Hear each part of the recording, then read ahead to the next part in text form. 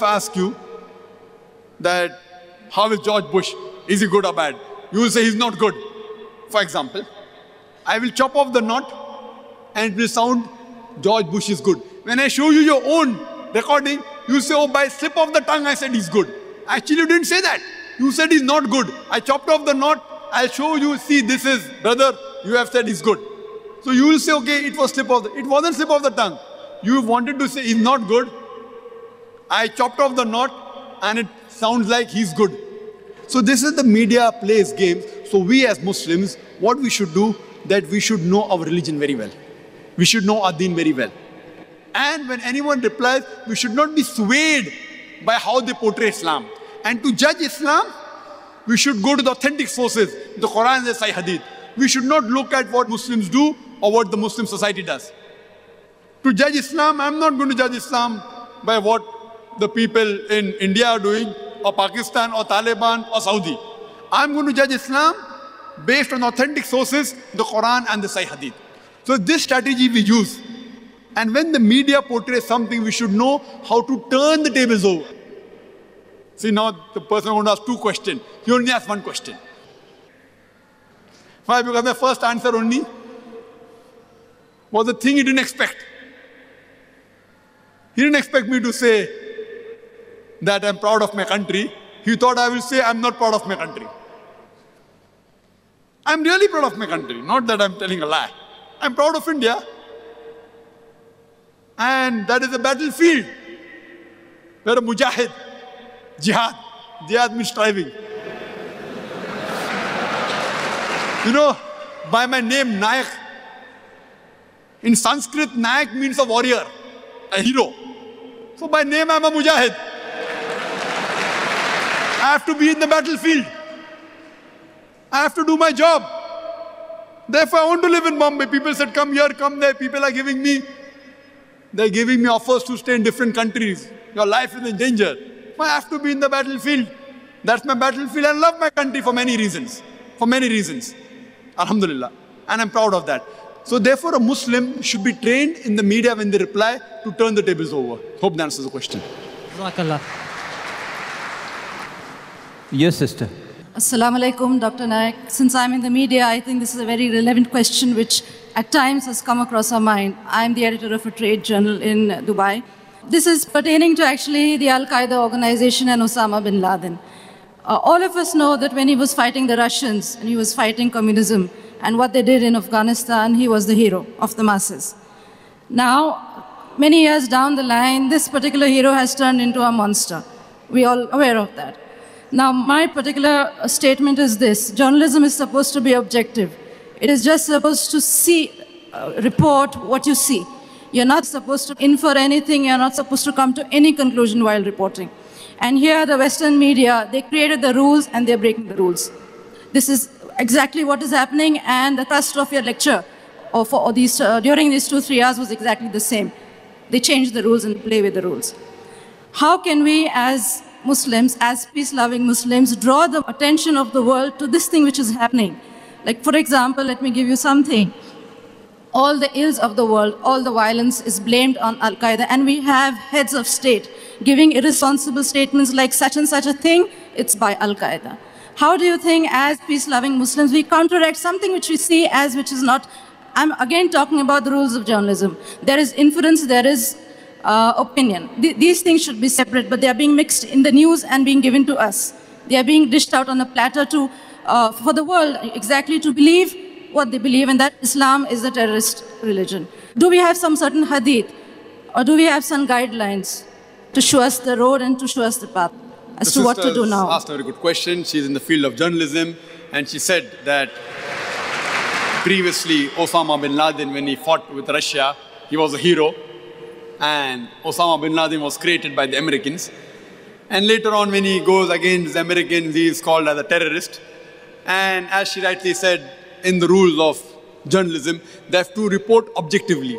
And they should not give the opinion. The inference is supposed to be made by the readers, not by the journalist.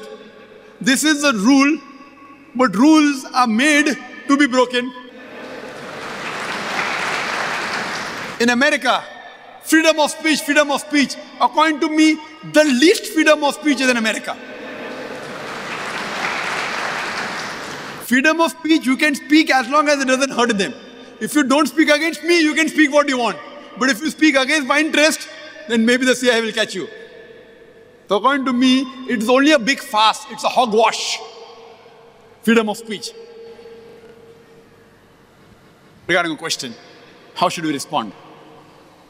Regarding Osama bin Laden, is there any hadith, etc.? And I was asked this question in Australia a couple of years back. Consul General of USA to Perth asked me the first question. I gave a talk on terrorism and jihad.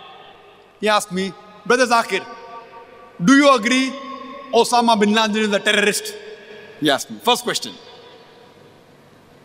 So I told to the Consul General, as far as Osama bin Laden is concerned, I haven't met him. I don't know him.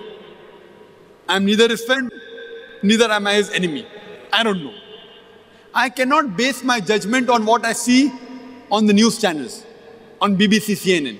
Allah says in the Quran in Surah Hujurat, chapter number 49, verse number 6, that whenever you get information, check it up before you pass it on to the third person. So what they show on the media, on CNN and BBC, I cannot base my judgment on what I see on CNN and BBC because I know it is manipulated. Unless it's confirmed what they show is the truth. And when Yuan Redley, when she came from Afghanistan, she was asked, what is the opinion about Al-Qaeda? You know what she said? I doubt whether Al-Qaeda exists.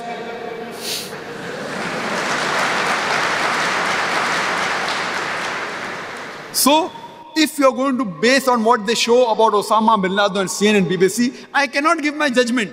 Allahu Alam, what is he? But CNN, which is controlled by America, I come to know from there that they have killed thousands of Afghanis.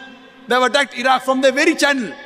If the person owns the channel, what he shows, and is proud of it, it's confirmed what they have done is there.